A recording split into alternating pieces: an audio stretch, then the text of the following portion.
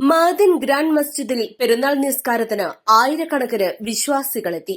രാവിലെ 7:30 നടന്ന നിസ്കാരത്തിനും ഖുത്ബയ്ക്കും സമസ്ത സെക്രട്ടറിയും മഅദിൻ അക്കാദമി ചെയർമാനുമായ സയ്യിദ് ഇബ്രാഹിമുൽ ഖലീൽ അൽ ബുഖാരി നേതൃത്വം നൽകി. ആഘോഷങ്ങൾ ആഭാസങ്ങളാകാതെ നാടിനും സമൂഹത്തിനും ഗുണപരമായ കാര്യങ്ങളിൽ വ്യാപൃതരാകണമെന്നും എല്ലാ വിഭാഗം ജനങ്ങളോടും സ്നേഹത്തോടെയും സൌഹാർദ്ദത്തോടെയും പെരുമാറണമെന്നും തങ്ങൾ പെരുന്നാൾ സന്ദേശത്തിൽ പറഞ്ഞു. കടുത്ത വേനലായതിനാൽ അയൽവാസികളോ കൂട്ടുകുടുംബങ്ങളോ ജലക്ഷാമം അനുഭവിക്കുന്നുണ്ടെങ്കിൽ അവർക്ക് ജലം നൽകലാണ് ഏറ്റവും വലിയ ആഘോഷമെന്നും മറ്റു ജീവജാലങ്ങൾക്ക് തണ്ണീർക്കുടങ്ങൾ പെരുന്നാൾ സമ്മാനമായി സ്ഥാപിക്കണമെന്നും അദ്ദേഹം പറഞ്ഞു. വിനോദയാത്രകൾ ട്രാഫിക് നിയമങ്ങൾ പാലിച്ചാണെന്ന് ഉറപ്പുവരുത്തണമെന്നും സാഹസികതയ്ക്ക് മുതിർന്ന് അപകടങ്ങൾ ക്ഷണിച്ചു വരുത്തരുതെന്നും അദ്ദേഹം ഉദ്ബോധിപ്പിച്ചു. പെരുന്നാൾ നിസ്കാരശേഷം വിശ്വാസികൾ ഹസ്തദാനം നൽകി പെരുന്നാൾ സന്തോഷം കൈമാറിയാണ് പിരിഞ്ഞുപോയത്. ഒട്ടേറെ ഭിന്നശേഷി സുഹൃത്തുക്കളും പെരുന്നാൾ ആഘോഷങ്ങളിൽ പങ്കുചേരാൻ മഅദിൻ ഗ്രാൻഡ് മസ്ജിദിലെത്തിയിരുന്നു.